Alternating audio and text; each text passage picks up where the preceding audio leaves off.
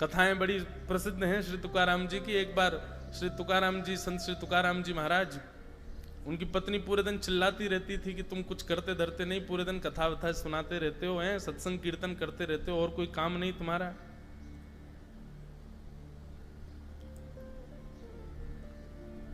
कुछ सामान लेके जाया करो बाजार में, कुछ विक्रय किया करो, धन लाया करो, घर चलाने के लिए कुछ तो आवश्यक है।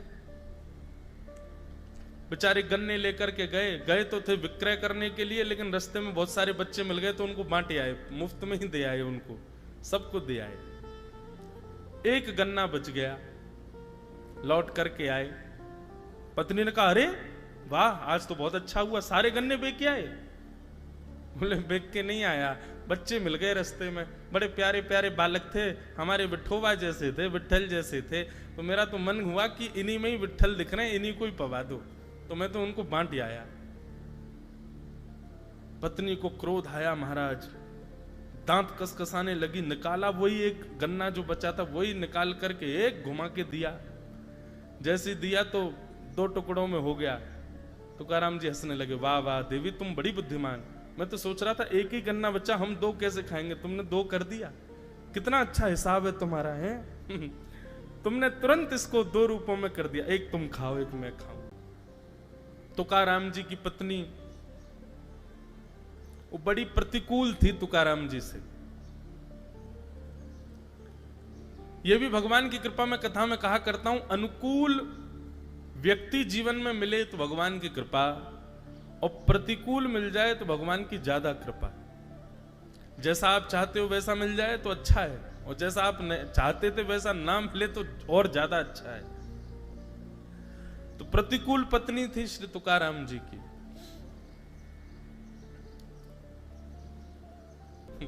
विवाद में नहीं रहता है, ये वैष्णव का स्वरूप है। बंधुओं, अवधूत के जो जो स्वरूप बताए गए हैं सब वैष्णव के स्वरूप है।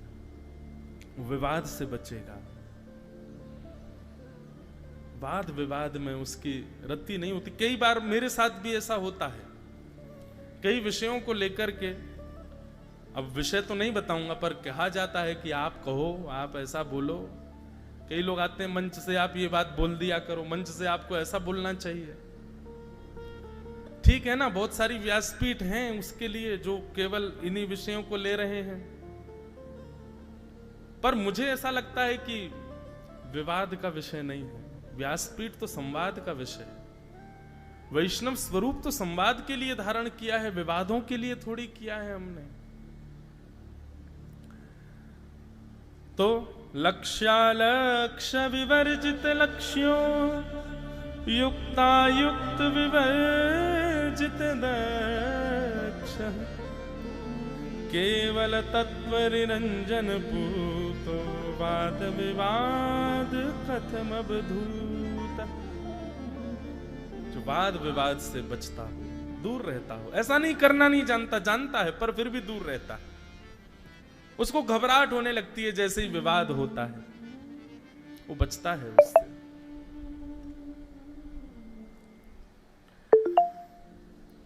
इस प्रकार अवधूत की वेशभूषा भाव बताए गए। अब हम लास्ट में भूल जाएंगे, इसीलिए अभी 24 गुरुओं में से एक गुरु पर थोड़ा चिंतन कर लेते हैं। श्री दत्त भगवान उपदेश करते हैं और उपदेश करते हुए अपने 24 गुरुओं का भाव बताते हैं।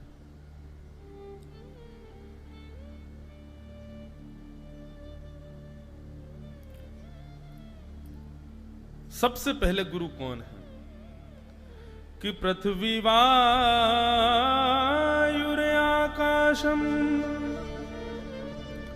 अपो अग्निश्चंद्रमा रवि कपोतो अजगर सिंधु पतंगो मधुकृत गजः कि मधुहा हरिणो मीनः पिंगला कुररोर्भक कुमारी सर्कृतः सर्प पूर्णनाभिषुपेशकृत।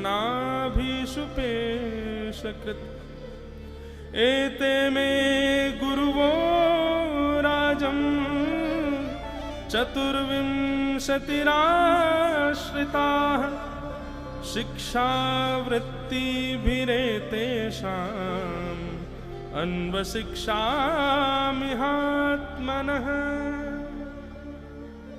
एते में गुरुवो राजन, राजन ये मेरे 24 गुरु हैं। श्री दत्त भगवान कह रहे हैं मेरे सबसे पहले गुरु कौन? बंधुओं, ये 24 गुरु बनाना, पहली बात तो यहां पर आपको स्पष्ट एक बात कर दें कि इसका अर्थ आप उसमें मत ले जाइएगा कि आप जिसको चाहे उसको अपना दीक्षा गुरु बना सकते हो। ये दीक्षा गुरु के लिए नहीं है। दीक्षा गुरु तो एक ही होता है जीवन में, पर ये चर्चा हो रही है दिशा गुरु, जिससे आपको दिशा मिले, जिससे आपको शिक्षा मिले। उसमें तो 24 भी कम है, आप अनंत लोगों को बना सकते हो। पर दत्त भगवान के इस प्रसंग को सुनने के लिए सबसे पहले जो आपको करना पड़ेगा वो अपनी दृष्टि में भेद रहित होना पड़ेगा, क्योंकि भेद रहित ही ऐसे गुरु बना सकता है। जिसकी दृष्टि में भेद है, जिसकी दृष्टि में असमता है, वो ऐसे गुरु नहीं बना सकता। दत्त भगवान कहते हैं, अब हम हर गुरु के ऊपर चर्चा करेंगे, एक एक गुरु को लेते हैं। मेरे सबसे पहले गुरु कौन है?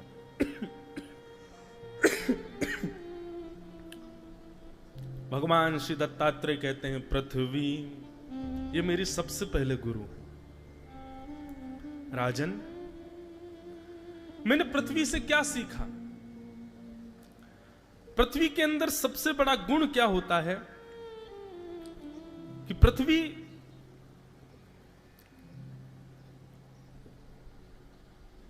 धैर्यवंत होती है,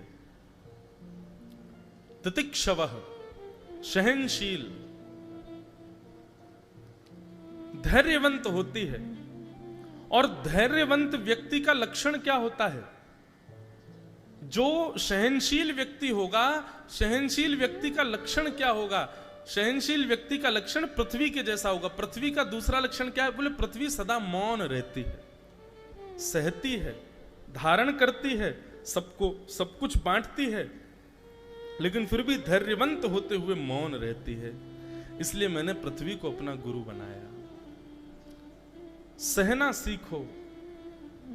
संस्कृत में सहते शब्द है। सहते शब्द के दो अर्थ होते हैं, पहला सहना और दूसरा अर्थ होता है जीतना। जो सहेगा, यहीं महाराष्ट्र की भूमि पर हुए श्री विनोबा भावे, वे कहते थे सहते शब्द के दो अर्थ हैं, सहना और जीतना। इसका मतलब जिसने सहा है वही जीता है, जिसने कभी सहा ना हो वो जीत नहीं पाएगा। पृथ्वी जीती है। कैसे जीती? स्वयं भगवान जिनको सब अपने घरों में और अपने चित्त में विराजमान करते हैं, वही नारायण बराह बनकर के अपने मुख पर धारण करते हैं पृथ्वी को। क्यों? और अपनी पत्नी के रूप में अवस्थित करते हैं। क्यों? क्योंकि उसका ये गुण है, वो सहना जानती है, वो सहती है। राजन, मैंने सबसे पहला अपना गुरु बनाया पृथ्वी को। वो धैर्यवंत है और मौन है। पृथ्वी से मैंने ये सीखा। पृथ्वी का दूसरा गुण क्या है? सहती भी है, मौन भी रहती है, और तीसरा गुण होता है क्षमा। पृथ्वी सबको क्षमा करती है। कोई कितनी भी पीड़ा प्रदान कर दे, कोई कितना भी अनीत कृत्य कर दे पृथ्वी के ऊपर, पर पृथ्वी फिर भी उसको क्षमा करती है। राजन, सहना, मौन रहना और उसके बाद क्षमा कर देना, यह सामान्य बात नहीं। इसलिए मैंने अपने सबसे प्रथम गुरु के रूप में पृथ्वी को स्वीकार किया, क्योंकि यह अद्भुत श्रेष्ठता है। जिस व्यक्ति के अंदर ये तीन लक्षण आ जाए ना, दत्त भगवान कहते हैं उसके चरण पकड़ लीजिए, वो आपके पूजन के योग्य है। जो सहता भी है, मौन भी रहता है और सह करके फिर क्षमा भी कर देता है। ये तीन लक्षण मैंने पृथ्वी से सीखे, इसलिए मेरी प्रथम गुरु का नाम है पृथ्वी।